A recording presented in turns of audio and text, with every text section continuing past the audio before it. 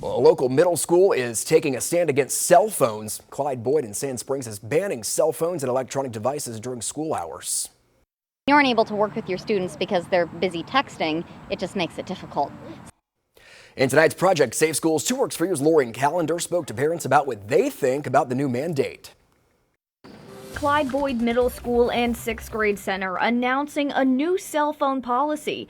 No cell phones or electronics during school hours. Students can only text during passing periods, but no calls, pictures, videos, or music. School officials saying they want to increase student learning and decrease cyberbullying. I think my biggest concern would be is removing the cell phones. Will that actually change it?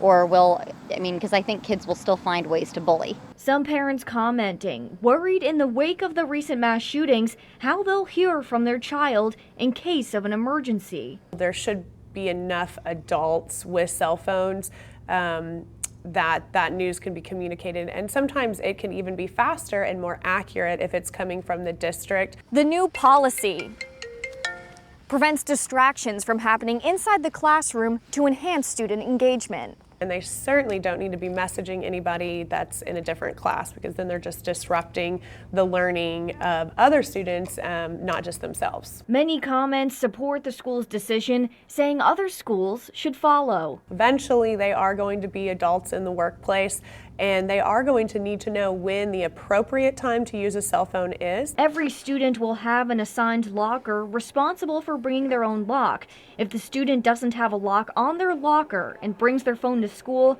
they will be required to leave it in the office during the day. In Sand Springs, Lori Callender, 2 Works for You.